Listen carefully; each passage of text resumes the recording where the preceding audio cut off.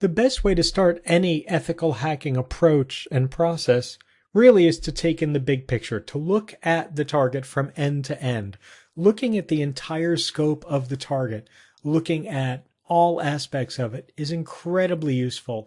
Oftentimes, the data you get during this phase, just the footprinting and initial data gathering, is enough to set up the entire rest of the attack, to perform the entire assessment process. It often scopes down exactly what you want at the very, very beginning and gives you a really clear idea of where to place your energy.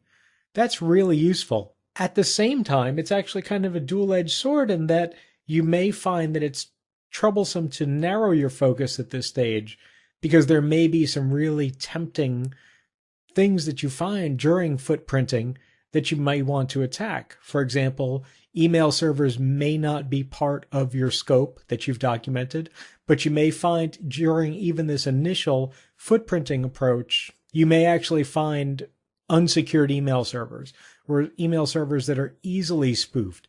That's really troublesome because on the one hand, it's not something that you're going to be attacking. On the other hand, it's really, really interesting and really opportunistic to make your attack in that way. But regardless of what you find or don't find, in my experience, the best way to find exactly what you're going to attack first, the best way to plan out your entire attack is to do a really good job of footprinting and assessing the target from the very, very beginning. This process of footprinting is all about collecting as much information as you possibly can about the target company's information, stuff that probably doesn't apply to your attack directly, but may give you some clues or some information that you're going to use later. All kinds of information about systems and about what's connected to the internet, what's not connected to the internet, what's connected behind internet-facing systems, what their business model may look like, who they use as their suppliers or their contractors. This information is all available to you from the very, very beginning with little or no depth of research. This information comes in a bunch of different forms and there's a bunch of different places to get it, but gathering it all up, gathering it all together helps you roadmap the attack and really make your attack much more efficient down the road. It's important to remember what the goal of this early footprinting approach is. The goal of this footprinting approach is to define what you're going to attack, what you're going to probe, what you're going to attempt to compromise during later attacks.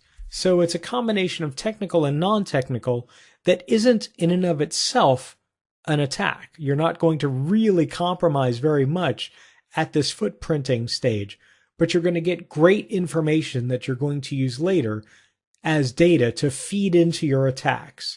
Information about what kinds of computers are connected to the internet, what's connected to those computers, who operates those computers, who the different role owners are in a company.